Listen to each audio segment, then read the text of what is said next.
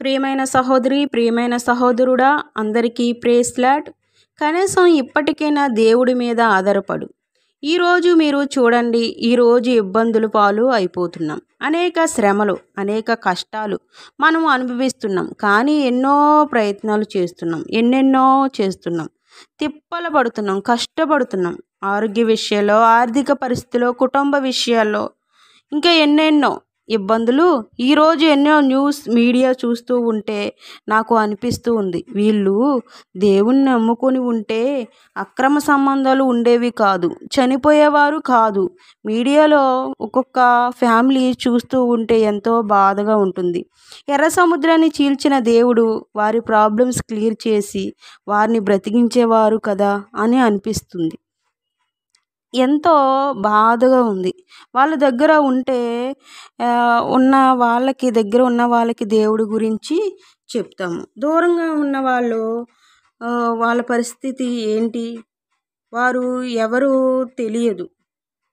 తెలియని వారికి వాక్యం ఎలా చేరుతుంది అని బాధ వేస్తుంది. తండ్రి, మిమ్మల్ని తెలుసుకునేలా చెయ్యి ప్రభువా, వారిని బ్రతికించు అని దేవుడి దగ్గర కన్నీటి ప్రార్థన చేస్తున్నాను. ఎన్నెన్నో ఇబ్బందులు పడుతున్నారు, దేవుడి దగ్గరకు మాత్రం రావట్లేదు. సొంత ప్రయత్నాలు చేస్తున్నారు, మీడియాకి వెళ్తున్నారు, ఎవరెవరో ఏదో చెప్తే అది చేస్తున్నారు.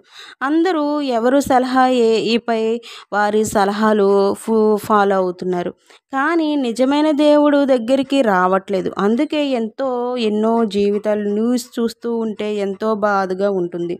ఎంతో టెన్షన్, ఎంతో కష్టపడుతున్నారు, ఎంతో తిప్పలు పడుతున్నారు, ఎన్నెన్నో ఇబ్బందులు పడుతున్నారు. కానీ నువ్వు దేవుడి దగ్గరకు రావట్లేదు కాబట్టి నీ జీవితం అలా ఉంది. కానీ ఇప్పటికైనా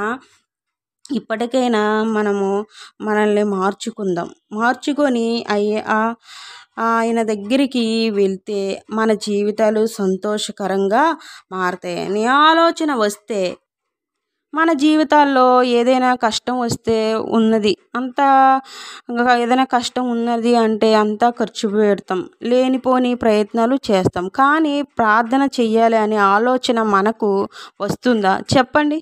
ప్రార్థన చేయాలనే ఆలోచన వస్తుందా? అనేక మందికి రావట్లేదు. ఈరోజు శ్రమ, కష్టం, బాధ, దేవుని ప్రార్థన చెయ్యాలి.